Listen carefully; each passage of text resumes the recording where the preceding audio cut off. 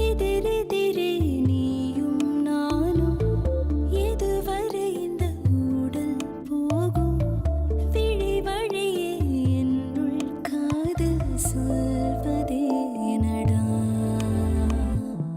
விடை தெரியா பேதை நெஞ்சை கொள்வதே நடா பூவே பூச்சூடவா பூவே பூச்சூடவா பூவே பூச்சூடவா பூவே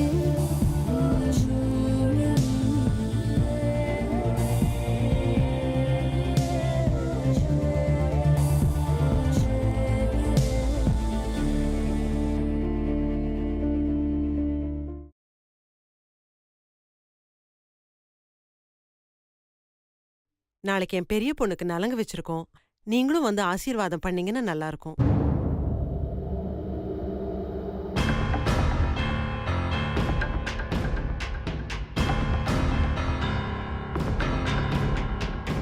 ரொம்ப சந்தோஷம். நாளைக்கு எனக்கு ஒரு முக்கியமான வேலை இருக்கு. வர்றது கஷ்டம்னு நினைக்கிறேன். அம்மா என்னம்மா இப்படி சொல்ற? வேற எப்படி சொல்ற? வரலங்கிறத வரலன்னு தான் சொல்ல முடியும். அம்மா இது நம்ம வீட்டு கல்யாணமா, நீ கண்டிப்பா வரணும். என்னடி சும்மா சும்மா நம்ம வீட்டு கல்யாணம்னு சொல்லிக்கிட்டு.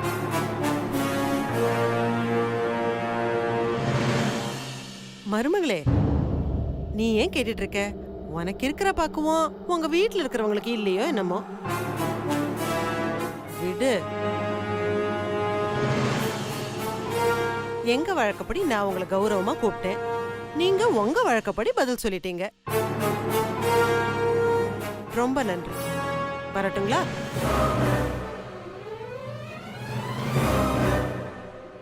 அம்மா பதிலுக்கு நீயும் பொட்டு வைமா. கல்யாணத்துக்கே வரலன்னு சொல்ற, இதுல பொட்டு வை, பொங்கல் வைன்னு.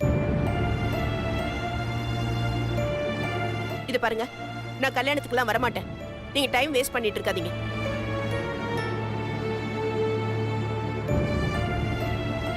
உங்க இஷ்டம்.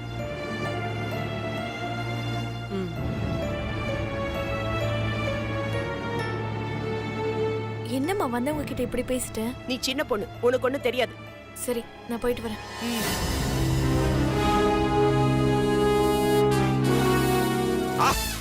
மாப்பிள டிக்குடா. செம்ம மாமா. அல்றா மொத்தத்தையும் அல்றா. எல்லாம் எனக்கு தான். என்னடா சின்ன மரமோனே, சில்லற ஏதாவது இருக்கா? இல்ல மாமா. மொத்தத்தையும் என்கிட்டயே விட்டியா? செலவுக்கு ஏதாவது பணம் வேணா கேள்டா, மாமா தர்றேன். ஆனா ஒண்ணு 50 ரூபாய்க்கு மேல கேட்க கூடாது. என்ன மாம்ச கலெக்ஷன்லாம் அல்ற போல இருக்கு. இல்லையா பின்ன, நான் கலெக்ஷன் கிங். ஓ அந்த அளவுக்கா? சரி நானும் ஒரு கை போடலாமா? வேணாம் அப்படியே ஓடி போயிரு. இருக்கிற மொத்தத்தையும் விட்டுறாத. 13 கார்டும் ஜோக்கரா ஏறுது, பாத்துக்கடா மாப்பிள. ஓ பரவாயில்ல மாமா, நானும் வரேனே, சேர்த்துக்கிறேன். போடுறா மாப்பிள சொத்து மாமனுக்கு தான் எழுதி வச்சிருந்தா யார் என்ன பண்ண முடியும்? போடு. அதெல்லாம் சரி, அமௌண்ட் எவ்வளவு? அது ஒரு 7,000 இருக்கும். 7,000 தானே?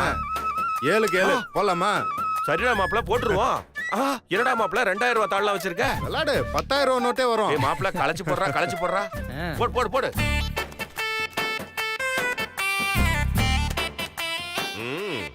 மொத்த பணமும் எனக்கு தான். என்ன மாம்ச 2 கார்டு தான் போயிருக்கு, அதுக்குள்ள ஆசையா? நீ போடு.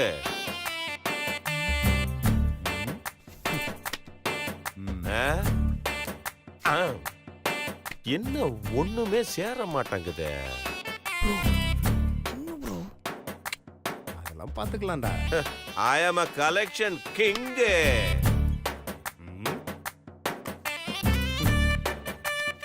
என்ன சிரிக்கிற? அவ்வளவுதான், முடிஞ்சு போச்சு ஆட்டம். என்ன முடிஞ்சது? பாரு அவுட். என்ன நினைச்சிட்டு இருக்கீங்க? கலெக்ஷன் கிங்காம்ல. டேய் இதெல்லாம் ரொம்ப அநியாயம். டேய் வாடா, இந்த ஆள்ட்ட என்னடா பேச்சு? உன்னால வந்ததுடா. அட பாவிகளா, குடுக்கற மாதிரி கொடுத்து மொத்தத்தையும் வாங்கிட்டு போயிட்டீங்களாடா. இந்நேரம் உட்கார்ந்து ஒழுங்கா பேப்பர் படிச்சிருந்தா 4 ஜெனரல் நாலேஜாவது வளர்த்துக்கிட்டு இருந்திருக்கலாம். சை ராஸ்கல்ஸ்.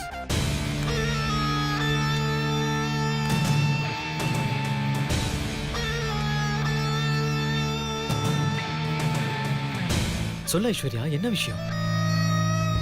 நாளைக்கு மீனாட்சிக்கு நலங்கு வைக்க போறாங்க. இத சொல்றதுக்காக தான் கூப்பிட்டியா?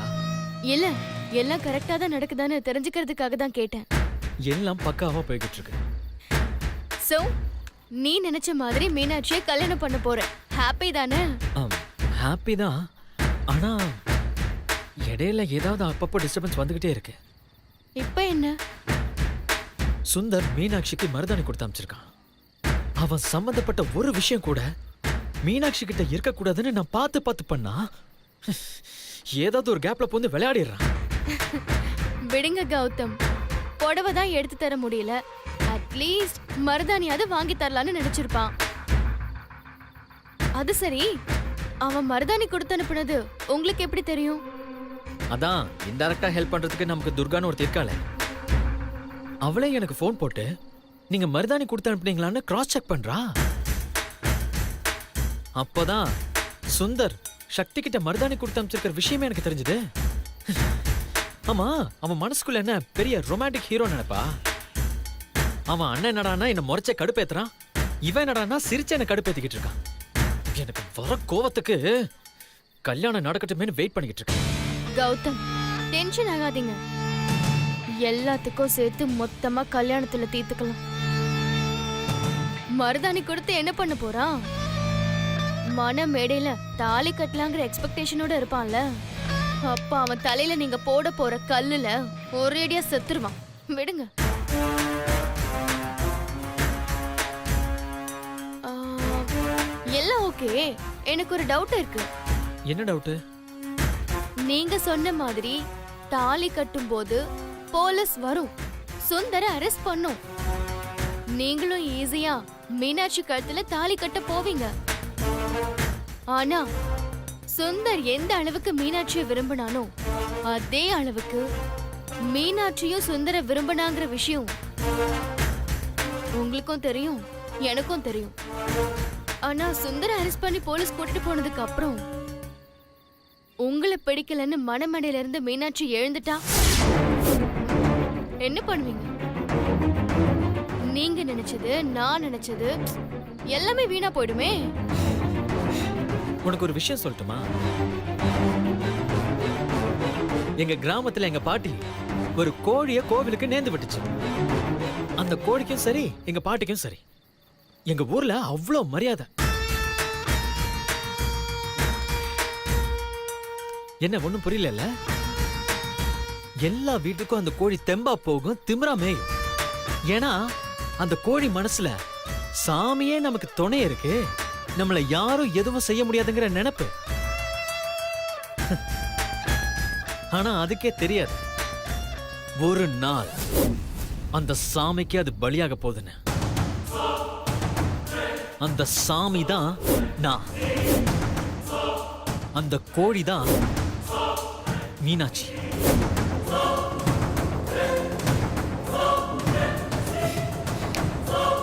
யாரு என்ன பிளான் பண்ணாலும் மீனாட்சி எனக்குத்தான்.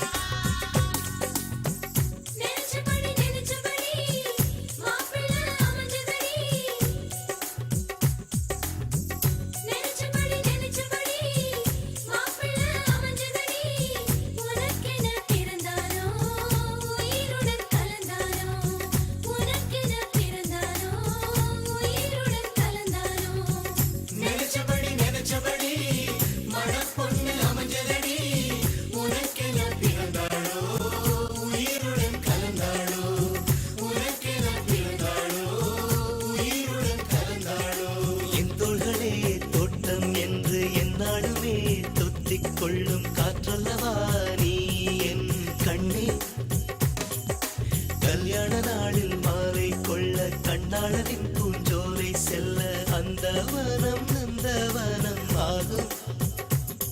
மருதாணி கோலம் போட்டு மணி கையில் வளையல் போட்டு இந்த ரோஜாவுக்கு ரோஜா பூ நீ சூட்டு. மருதாணி கோலம் போட்டு மணி கையில் வளையல் போட்டு இந்த ரோஜாவுக்கு ரோஜா பூ நீ சூட்டு. உன் கணவன் நாளைதான் வர வேண்டும். உயிர் காதல் நெஞ்சை தர வேண்டும். மணப்பந்தல் தோரணம் நான் போட மணவாளனோடு உன் கைகூட உன் தந்தை உள்ளம் தானும் ஜல்லாட.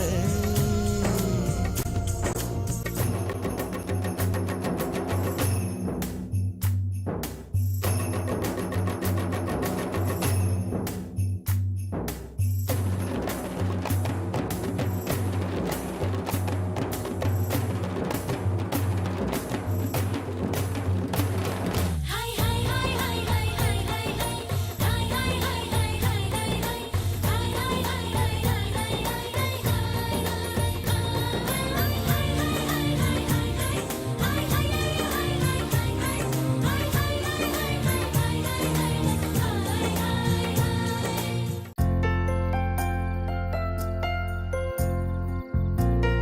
அப்பா என்னப்பா நீ எப்ப மருதாணி போட்டு விட்டாலும் இட்லி தோசை வடை மாதிரி போட்டு விட்டுற. என்னது இட்லி தோசை வடையா? ஆமா, இது தோசை மாதிரி இருக்கா, இதெல்லாம் இட்லி மாதிரி இருக்கா, இது வடையை மாட்டி விட்ட மாதிரி இருக்கு. நீ எப்ப மருதாணி வச்சாலும் இதே டிசைன் தான் போடுற.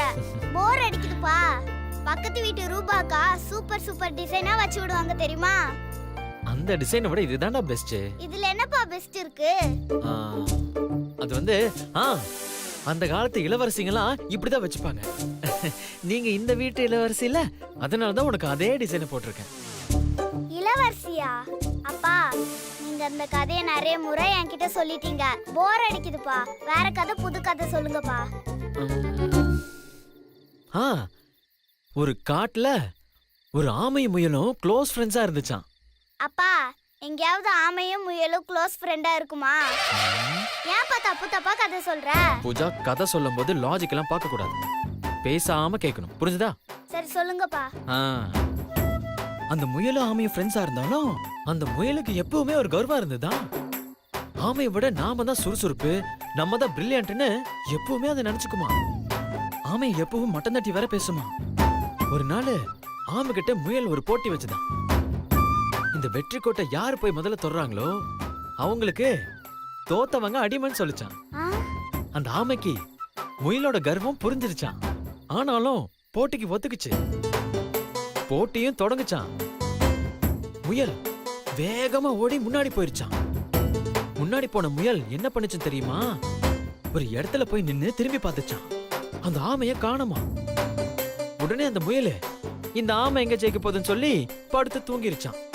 ஆனா அந்த ஆமை மெது மெதுவா நகர்ந்து நகர்ந்து போய் அந்த வெற்றி கோட்டை தொட்டுருச்சான்.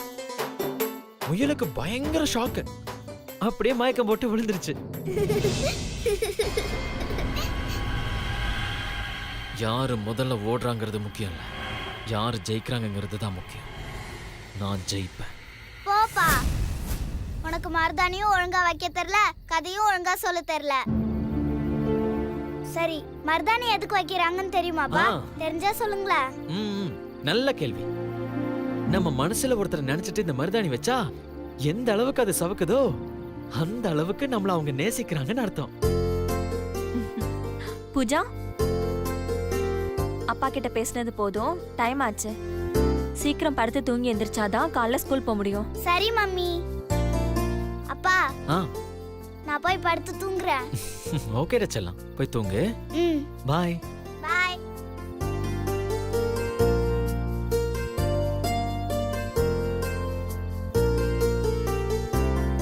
என்னங்க, ஏதாவது ப்ராப்ளமா? இல்ல, அதெல்லாம் ஒண்ணு இல்ல. ஓகேங்க.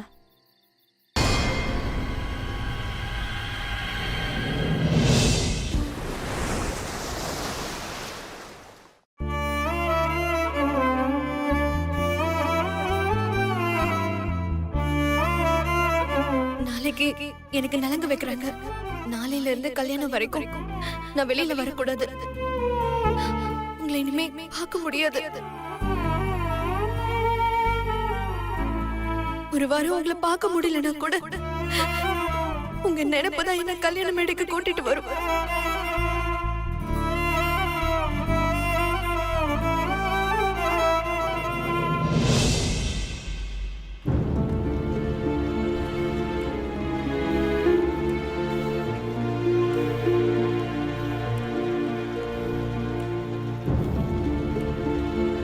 ஏய் ஏய் என்னடா காலையிலேயே அமைதியா சைலண்டா வந்து நிக்கிற? இன்னைக்கு என்ன பிட்டு போட போற? மீனாட்சிக்கு நலங்கு வைக்கிறாங்க ப்ரோ. இன்னைக்கு அவளை கல்யாணம் பொண்ணு மாதிரி அலங்காரம்லாம் பண்ணுவாங்க ப்ரோ. எனக்கு அவளை அந்த அலங்காரத்தில் பார்க்கணும் போல இருக்கு ப்ரோ. மீனாட்சி வீட்டுக்கு போகலாமா ப்ரோ? ஏய் உனக்கு என்ன பைத்தியங்கிட்ட முத்தி போச்சா? ப்ரோ என் ஃபீலிங்ஸை கொஞ்சம் புரிஞ்சுக்க ப்ரோ. எனக்கு உண்மையிலே அவளை பார்க்கணும் போல இருக்கு ப்ரோ. டேய் மனசுங்கிறது குரங்கு மாதிரி. அது சொல்ற பேச்செல்லாம் கேட்டு நம்ம நடந்தோன்னு வையே, நம்மளை பைத்தியக்காரனாக்கி ரோட்ல தள்ளி விட்டுரும். போய் வேற வேலை இருந்தா பாரு. இங்க பாரு, கல்யாணத்துக்கு இன்னும் ஒரு வாரம் இருக்கு. அது வரைக்கும் நீ அவளை பார்க்கறதோ பேசுறதோ கூடாது. அடுத்து நீ அவளை பார்க்கறதா இருந்தா அது கல்யாண மேடையா தான் இருக்கணும். ரொம்ப யோசிக்காத, ரிலாக்ஸா இரு. போ. கண்டிப்பா எனக்கும் மீனாட்சிக்கும் கல்யாணம் நடக்குமா ப்ரோ? டேய் அந்த கவலை உனக்கு வேணாண்டா. உங்க 2 பேத்துக்கு கல்யாணம் பண்ணி வைக்க வேண்டியது என் பொறுப்பு. ப்ரோ எனக்கு ஓமன நம்பிக்கை இருக்கு ப்ரோ. ஆனா எனக்கும் மீனாட்சிக்கு நடக்க போற இந்த கல்யாணத்துல அவ எனக்கு பொண்டாட்டி ஆக போறான்றதை தவிர வேற எதுவுமே இல்லை ப்ரோ. ஞாபகம் வச்சுக்கிற மாதிரி இந்த கல்யாணத்துல எந்த ஒரு ஸ்வீட் மெமரிஸும் கிடையாது. கல்யாணம்ன்றது ஒரு கனவு மாதிரி. எனக்கு இந்த கல்யாணத்துல நிறைய கனவு இருந்துச்சு. பண்ணா லவ் மேரேஜ் தான் பண்ணணும்னு நினைச்சேன். அதே மாதிரி ஒரு நல்ல பொண்ணை பார்த்து லவ்வும் பண்ணேன். ஆனா என் கல்யாணம் எப்படிலாம் நடக்கணும்னு நினைச்சிட்டு இருந்தேன் தெரியுமா? அதெல்லாம் வெறும் பகல் கனவா போயிடுச்சு ப்ரோ.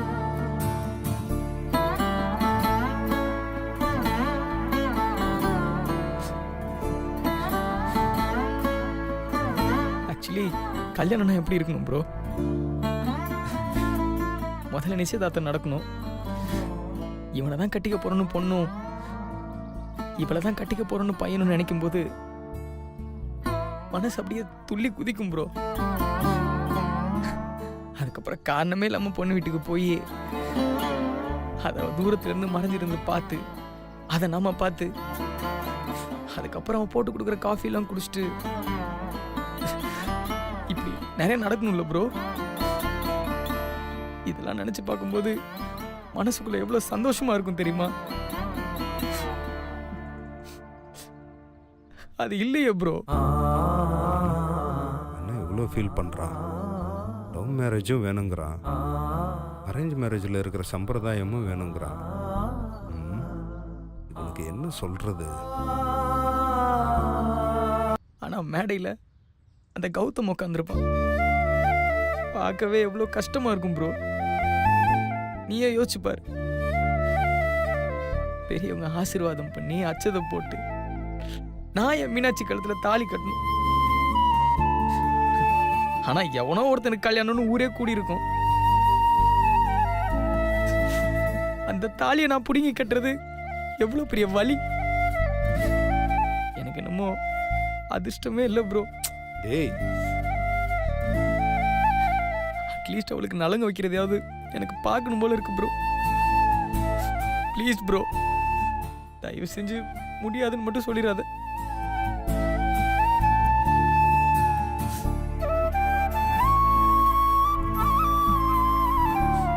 ரிலாக்ஸா இருடா, ஒன்றும் கவலைப்படாத. நான் இருக்கேன்ல, பார்த்துக்கலாம். வா.